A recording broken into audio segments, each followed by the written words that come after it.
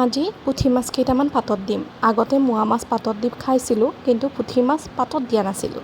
আজি প্ৰথমবাৰ পুঠি মাছ পাতত দিম। নতুন এটা এক্সপেৰিমেণ্টটো কৰিম। আহকচোন চাওঁ কেনেদৰে বনাওঁ। তাৰ বাবে লৈছোঁ বাঁহগাজ, কেইখিলামান নেমু টেঙাৰ পাত, নৰসিংহৰ পাত কুটি লৈছোঁ, আদা নহৰু, পিঁয়াজ আৰু কেঁচা জলকীয়া। এয়া গোটেইখিনি মই এটা বাউলত লৈ মিহলি কৰি দিছোঁ। গোটেইখিনি আচলতে এনেদৰে সানি ল'ব লাগিব। জলকীয়া বেছিকৈ দিব পাৰে। মই 3টা বা 4টা এনেকৈ ফালি দিছোঁ আৰু নেমু টেঙাৰ পাত কেইখিলা দি দিছোঁ সোৱাদৰ বাবে, গোন্ধটোৰ বাবে। নিমখ দি দিছোঁ অকণমান, তাৰপিছতে অকণমান হালধি দি দিছোঁ। এই গোটেইখিনি মিহলি কৰিম। কেঁচা মিঠাতেল অকণমানো দিব লাগিব। মিঠাতেলখিনি দিলেহে খুব ধুনীয়া এটা ফ্লেভাৰ আহে। গোটেইখিনি ধুনীয়াকৈ সানি দিছোঁ। মাছ পাতত দি হয়তো বহুতেই পাইছে, বহুতৰে এই ৰেচিপিটো প্ৰিয়, খাই ভাল পায়। তাৰপিছতে এনেদৰে মই কলপাত এখিলা পুৰি লৈ তাত দি দিছোঁ মাছখিনি আৰু ইয়াৰ পিছতে এতিয়া কলপাতখিলা বান্ধি ল'ম।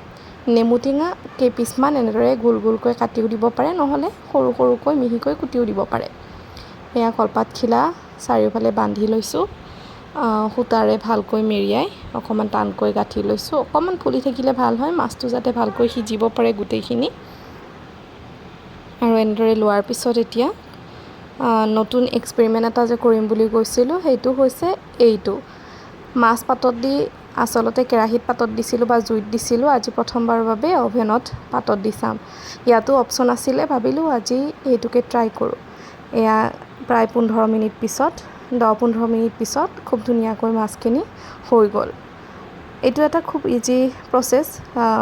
পাতত দিলে, কেৰাহীত দিলে লুটিয়াই থাকিব লাগে বা লাৰি থাকিব লাগে, হৈছেনে নাই চাব লাগে। এইটো আচলতে এবাৰ দি দিলেই একেবাৰতে খুব ধুনীয়াকৈ হৈ ওলাই আহে। তাৰপিছত এয়া মই বাহিৰলৈ আনি চাইছোঁ, মাছটো সিজিছেনে নাইও চাইছোঁ।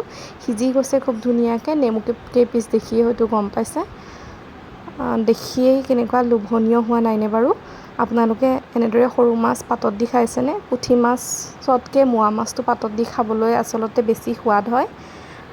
তথাপিতো ভাজিও আধা বেছি আছিলে, যিহেতু আধা ভাজিছিলোঁ, সেইবাবে আধা এনেকৈ আজি পাতত দি চালোঁ। তাৰপিছত এনেদৰে অকণমান পিটিকা কৰি ওপৰত কেঁচা পিঁয়াজ লৈ লৈছোঁ।